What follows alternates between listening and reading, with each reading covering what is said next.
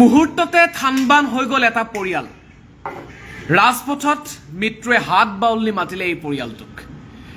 এটা শোকাবহ পথ দুৰ্ঘটনাৰ খবৰে আজি ৰাজ্য জোকাৰি গৈছে। এটা ভয়ংকৰ পথ দুৰ্ঘটনাত এটা পৰিয়াল নিমিষতে শেষ হৈ গৈছে। আমি জনা বিচাৰিছোঁ, আপোনালোকক দেখুৱাইছোঁ। এয়া হৈছে গজেন্দ্ৰ মোহন দেৱ শৰ্মা। তেখেত ৰহা মহাবিদ্যালয়ৰ অৱসৰপ্ৰাপ্ত উপাধ্যক্ষ। তেখেতৰ পত্নী এয়া অৰ্চনা দেৱী। ইতিমধ্যে এই পৰিয়ালটোৱে ভয়ংকৰ দুৰ্ঘটনাত পতিত হৈ মৃত্যুক আঁকোৱালি লৈছে। গুৱাহাটীৰ পৰা ৰহা অভিমুখী তেওঁলোকৰ এই যি এছক্ৰছ বাহনখন, যিখন 5 ষ্টাৰ ৰেটিং আছে বুলি দাবী কৰা হয়, সেই বাহনখনৰ অৱস্থাটো চাওক। ভয়ংকৰ দুৰ্ঘটনাত পতিত হোৱাৰ পিছত এইদৰেই এই পৰিয়ালটো এতিয়া শেষ হৈ গৈছে। এইগৰাকী লোক অৱসৰ লৈছিল, মহাবিদ্যালয়ত চাকৰি কৰিছিল। উপাধ্যক্ষ পদৰ পৰা তেখেতে অৱসৰ গ্ৰহণ কৰাৰ পিছত তেখেতৰ ইতিমধ্যেই ভয়ংকৰ দুৰ্ঘটনাত কিছু মুহূৰ্তৰ পূৰ্বে ৰহাৰ অভিমুখী পথত সোণাপুৰৰ ক্ষেত্ৰীত দুৰ্ঘটনাত পতিত হৈ মৃত্যুক আঁকোৱালি লৈছে। আমি এই মুহূৰ্তত বাহনখন আপোনালোকক দেখুৱাইছোঁ। বাহনখন চাওক, বাহনখনৰ কি অৱস্থা। এইখন বাহনেই 5 ষ্টাৰ ৰেটিং আছে বুলি দাবী কৰা হয়। মাৰুতি চুজুকিৰ তৰফৰ পৰা এই বাহনখন 5 ষ্টাৰ ৰেটিং আছে বুলি গুগলতো তথ্য পোৱা গৈছে। আৰু এই বাহনখনৰ অৱস্থা চাওক। সন্মুখভাগ আমি আপোনালোকক কোনো কাৰণতে দেখুৱাব নোৱাৰোঁ। ইয়াৰ সন্মুখভাগ এইকাৰণেই দেখুৱাব নোৱাৰোঁ, এই বাহনখনৰ সন্মুখভাগত আবদ্ধ হৈ আছে দুটাকৈ নিথৰ দেহ।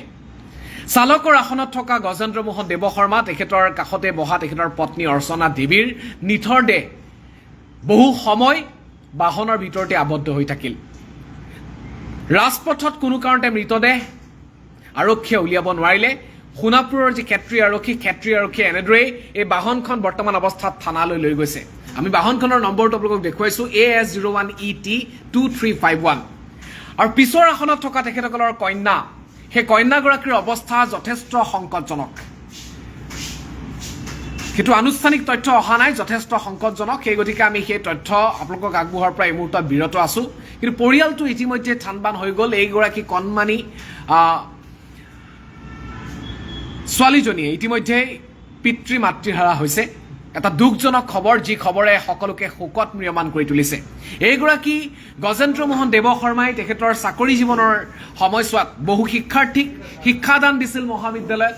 আৰু এইগৰাকী বৰ্তমান অৱস্থাত এই পৃথিৱীত নাই। তেখেতৰ পত্নীও ইতিমধ্যেই এই পৃথিৱীৰ পৰা বিদায় মাগিছে। এই পৰিয়ালটো চাওক, এটা সুখৰ পৰিয়াল আছিল। কণমানি তেখেতসকলৰ জীয়ৰীজনী আছিল, কিন্তু জীয়ৰীজনীৰ অৱস্থা যথেষ্ট সংকটজনক। জীৱন মৃত্যুৰে যুঁজিছে গুৱাহাটীৰ এখন হাস্পতালত। আৰু বাৰে বাৰে এই ধৰণৰ ঘটনাই ৰাজপথৰ যাত্ৰা, ঠিকদৰে তাৰপিছতে আমি যদি উল্লেখ কৰোঁ বিমান যাত্ৰা, ৰেল যাত্ৰা, সকলোতে এই দুৰ্ঘটনাৰ খবৰে সকলোকে হতচকিত কৰি তোলে। আৰু আজিৰ দিনটোতো প্ৰতিকূল বতৰৰ মাজতেই, কিনকিনীয়া বৰষুণৰ মাজতেই এটা দুখবৰে কঁপাই গৈছে ৰাজ্য।